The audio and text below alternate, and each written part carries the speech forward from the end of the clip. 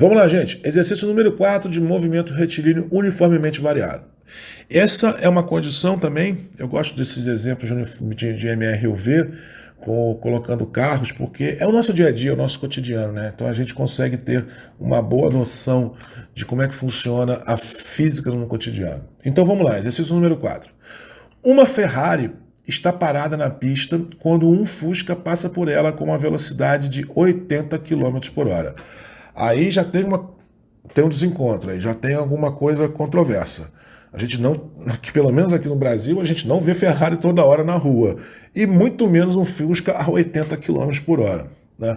Mas brincadeira, gente, brincadeiras à parte, vamos seguindo adiante. Né? Então,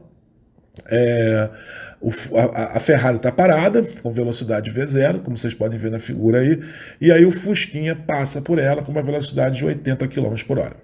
Neste instante, ou seja, que o Fusca passa por ela, a Ferrari começa a acelerar a uma taxa constante de 4 metros por segundo ao quadrado. Considerando que ambos os carros trafegam em linha reta e perfeitamente paralelas, determine letra A, B e C. Eu vou ler só a letra A, porque a B e C a gente vai lendo lá na frente. Tá? Letra A. Em quanto tempo após a largada da Ferrari, ambos os carros serão emparelhados? Bom, então vamos resolver a letra A. Então a gente tem aí essa figura que resume no tempo T0, lá a velocidade inicial do Fusca é 80 km por hora. A velocidade inicial da Ferrari é 0, ela está parada, né? E aí ela passa nesse instante a acelerar uma taxa de 4 metros por segundo ao quadrado. Lá na frente, né, que é o que a gente vai querer descobrir, o Fusca ele continua com a velocidade de 80 km por hora, mas a Ferrari vai passar ali com uma determinada velocidade após percorrer um espaço que a gente também vai ter que calcular lá na frente, certo? Então essa é a condição, tá? E aí eu posso simplesmente dizer que o quê? Que o ΔS que o Fusca percorreu, ou seja, a variação de espaço, né? O espaço que o Fusca percorreu nessa situação vai ser igual ao mesmo espaço que a Ferrari percorreu, ok? Porém, a gente tem que a velocidade do Fusca, ela está dada em quilômetro por hora. Lembra que a gente tem sempre que converter tudo para a unidade do sistema internacional, metro por segundo. Então vamos converter os 80 km por hora em metro por segundo. Para isso basta dividir por 3,6, ou seja, a velocidade do Fusca vai ser 22,2 km por hora. Como o Fusca está numa velocidade constante, né, ou seja, a aceleração é 0, eu posso seguramente dizer que ele está no movimento retilíneo uniforme. Não tem aceleração, a velocidade não é variada, então ele está no MRU. Tá? E aí qual é o espaço que um móvel percorre, que um carro, no caso aqui, que o Fusca vai percorrer, né, no movimento retilíneo uniforme?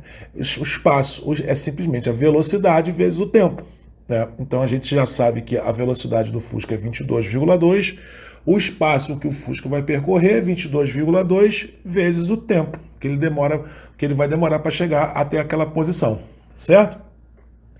E qual vai ser o espaço que a Ferrari vai percorrer nesse intervalo de tempo? Tá? Vamos usar aquela equação, a equação da posição em função do tempo, né, que é o S é igual ao S0 mais VO, que é a velocidade inicial, vezes o tempo, mais a aceleração, vezes o tempo ao quadrado, dividido por 2, que é a famosa fórmula do sorvetão. Né? S é igual a S...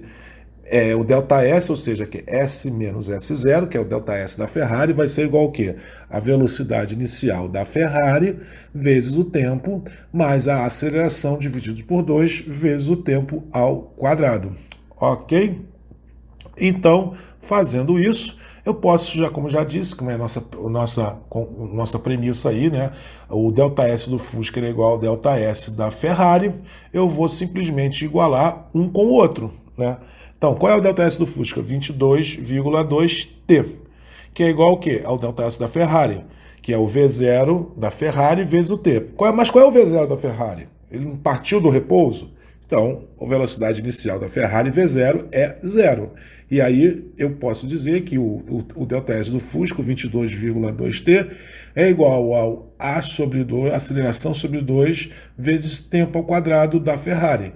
O A já é dado, é o 4. Então é 4 sobre 2 vezes o tempo ao quadrado. E aí vamos organizar essa equação. Né? 4 sobre 2 vezes t ao quadrado é igual a 2t ao quadrado.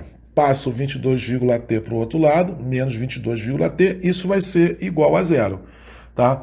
E aí também, para facilitar, eu posso dividir tudo por 2, vai ficar t ao quadrado menos 11,11t é igual a zero, certo? Não vou usar a Bhaskara para resolver essa equação, porque eu vou ter muito trabalho, mas como a gente tem aí o C nulo, né, o C da equação do segundo grau nula, que é a constante, né, a gente pode usar isso daí, esse recurso.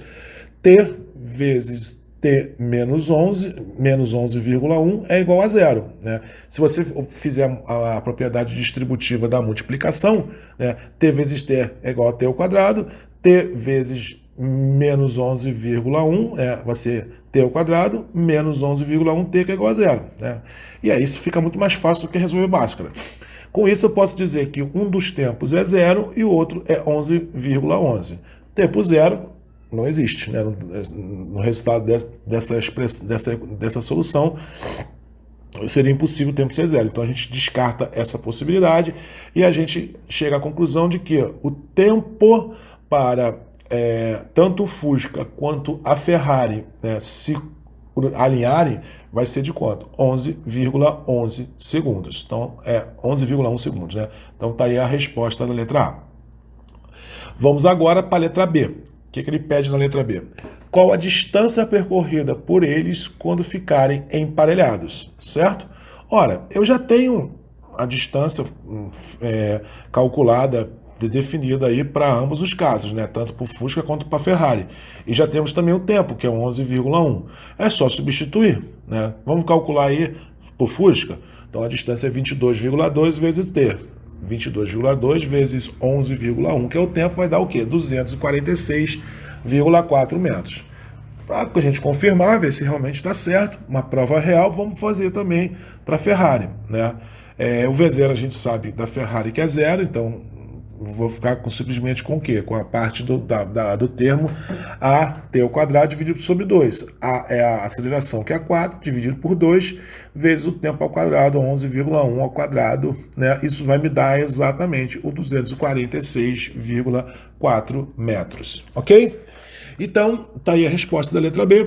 Esses carros eles vão ficar emparelhados após 246,4 metros. E a resposta da letra A, que a gente já viu, isso vai ocorrer em 11,1 segundos após o início do evento, que é o momento exato que a Ferrari começa a acelerar. Tá? E aí agora ele quer determinar o último item, né? Pede para a gente calcular qual vai ser a velocidade final da Ferrari imediatamente após o emparelhamento de ambos os carros, né? Então, a gente já sabe que para chegar nessa posição aí de emparelhamento, o tempo total é 11,1 segundos, o espaço percorrido são 246,4 metros, tá? E eu vou querer determinar a velocidade final da Ferrari. Com isso eu posso fazer isso usando a equação V igual a V0 mais AT. Muito simples. Então, o V da Ferrari, velocidade final da Ferrari, que é que eu quero descobrir, é igual a V0 da Ferrari. Quem é o V0 da Ferrari? Velocidade inicial da Ferrari é zero. Então, é zero mais a aceleração que foi dada, 4 vezes o tempo, 11,1. Ou seja, eu vou chegar à conclusão que a velocidade final da Ferrari, quando ela emparelha com o Fusca, é de 44,4 metros por segundo. E aí a gente vai transformar isso em km por hora, que, como eu já disse, eu prefiro muito usar a velocidade em km por hora do que em metros por segundo. Só para a gente ter realmente uma noção, porque é difícil você mensurar uma velocidade de 44 metros por segundo, porque a gente não está acostumado no nosso dia a dia, porque a gente dirige carro, o nosso velocímetro está calibrado para velocidades em km por hora, as placas de trânsito, os limites de velocidade, a legislação brasileira, toda ela é em km por hora. Então eu gosto de, no final, converter para km por hora, só para a gente realmente ter uma noção de se isso é muito ou pouco.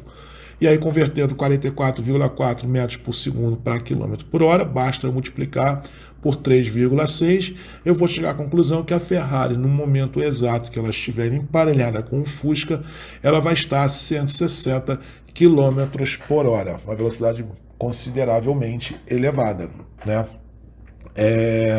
A gente também pode determinar essa velocidade usando um segundo método de cálculo. Nesse primeiro eu usei essa equação, que vocês estão vendo aí. Eu também posso usar para o Torricelli, que é o V0 ao quadrado, V ao quadrado igual a V0 ao quadrado, mais 2A delta S, né? O que eu quero descobrir? Eu quero descobrir a velocidade final da Ferrari, que vai ser igual a raiz de V0 ao quadrado mais 2A delta S. E jogo esses dados na equação. O V0 a gente já sabe que é 0, mais 2 vezes o A, que é 4 metros por segundo ao quadrado, vezes o ΔS que a gente calculou, 246,4. Resolvendo isso, a gente vai chegar exatamente nos 44,4 metros por segundo, ou seja, uma velocidade razoavelmente alta, né? 160 km por hora. Se tiver um pardal aí, ou um guarda de trânsito, esse motorista da Ferrari certamente receberiam uma multa. Ok? É isso, gente. Esse é o exercício número 4. Obrigado por vocês terem assistido até aqui. Se gostou, deixa seu joinha, dá seu like, compartilha, se inscreve no canal para fortalecer o nosso canal. Até o próximo vídeo, a gente vai fazer o exercício número 5 de movimento retilíneo uniformemente variado. Um abraço.